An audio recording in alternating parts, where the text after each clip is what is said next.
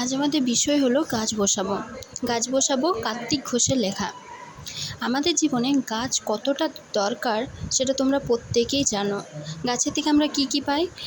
গাছের থেকে আমরা বেঁচে থাকার জন্য অক্সিজেন পাই, তারপরেও ফল ফুল কাঠ আর এরকম অনেক জিনিস পাই।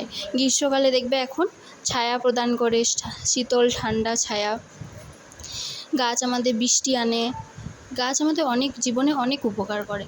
এখানে আমরা দেখে নেব কার্তিক ঘোষের জীবনী সম্পর্কে। ঠিক আছে, কার্তিক ঘোষের জন্ম হয়েছে 1950 খ্রিস্টাব্দে। কার্তিক ঘোষের জন্ম হয়েছে, তোমরা প্রত্যেকেই মনে রাখবে যে 1950 খ্রিস্টাব্দে কার্তিক ঘোষের জন্মগ্রহণ করেন। কার্তিক ঘোষ আধুনিক কালের এক বিখ্যাত কবি ছিলেন।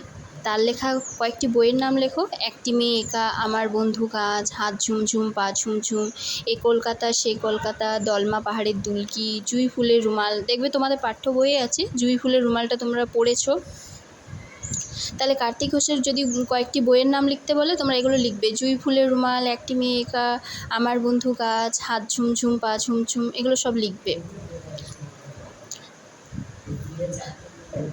তারপরে দেখো 1993 সালে একটি মেয়ে একা গ্রন্থের জন্য তিনি শিশু সাহিত্যে জাতীয় পুরস্কার পেয়েছেন। তাহলে কত সালে পেয়েছিলেন? 1993 সালে। কি সাহিত্যের জন্য? শিশু সাহিত্যের জন্য তিনি জাতীয় পুরস্কার পেয়েছিলেন। এছাড়াও তেপান্তর ও সুনির্মল স্মৃতি পুরস্কারও পুরস্কৃত হয়েছিলেন তিনি। তাহলে আমরা কার্তিক ঘোষের সম্পর্কে সব কিছু জানতে পারলাম। কার্তিক ঘোষের কত সালে জন্ম হয়েছে প্রত্যেকেই মনে রাখবে, 1950 সালে কার্তিক ঘোষের জন্ম হয়েছে। এবং তার লেখা কয়েকটি বইয়ের নাম, কয়েকটি গ্রন্থের নাম তোমরা অবশ্যই মনে রাখবে। এবার আমরা দেখব কার্তিক ঘোষ এই গাছ বসাবো কবিতায় কি বলতে চেয়েছেন। বলছে, এইখানে জল ওইখানে জল, কোথায় তখন ডাঙ্গা, মাথার ওপর সূর্যি যেন বাপরে আগুন রাঙা। বলছে এইখানে জল মানে পৃথিবীর তখন সব জায়গাতেই জল ছিল, কোথাও ডাঙ্গা ছিল না। ডাঙ্গা মানে হচ্ছে কি বলতো, যেখানে উঁচু জায়গা বা জলশূন্য স্থান। তারপরে কি বলেছে দেখো, মাথার উপর সূর্যি যেন বাপরে আগুন রাঙা, সূর্যটা যেন লাল আগুনের মতো হয়ে আছে। ওই যদি মেঘ এই তবে ঝড়, নিত্য জলের ধারা, তার মধ্যেই হঠাৎ কখন পড়ল প্রাণের সারা। এই মেঘ আসছে, এই ঝড় হচ্ছে, প্রতিদিন জলের ধারা মানে বৃষ্টি লেগেই আছে, তারই মধ্যে হঠাৎ কখন পড়ল প্রাণের সারা। মানে হঠাৎ কখন প্রাণের সারা পড়ল। কোথায় প্রাণের সারা প্রথম পড়েছিল? জলের মধ্যে। তাহলে সবুজ সবুজ, তারপরে দেখো সবুজ সবুজ শ্যাওলা প্রথম জন্ম নিল জলে, তারপরে এই গাছ এলো সব রূপকথাকে বলে। দেখো তাহলে প্রথম জন্ম নিল জলে প্রাণ কি? সবুজ সবুজ শ্যাওলা, সবুজ শ্যাওলা প্রথম জলে জন্ম নিল। এটা বলছে যে এটা কোনো রূপকথা নয়। পড়তে পড়তে গাছের কথা গর্ব হবে কারো, কেউ বলবে 100টা নয় গাছ বসাবো আরও। বলছে পড়তে পড়তে এইটা যখন ছড়াটা পড়বো, গাছের কথায় গর্ব হবে কারো। বলছে গাছের কথায় সবারই গাছ আমাদের যে এত উপকার করে, সবাই এই উপকারগুলো শুনলে সবারই গর্ব হবে। কেউ বলবে 100টা নয়, তখন গাছ বসাবো আরও। তখন সবাই গর্ব করে বলবে 100টা নয় আরও গাছ বসাতে হবে।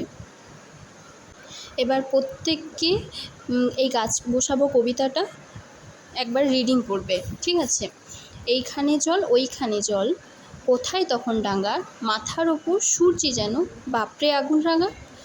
ওই যদি মেঘ এই তবে ঝড়, নিত্য জলের ধারা, তারই মধ্যে হঠাৎ কখন পড়ল প্রাণের সারা। সবুজ সবুজ শ্যাওলা প্রথম জন্ম নিল জলে, তারপরে গাছ এলো সব রূপকথাকে বলে।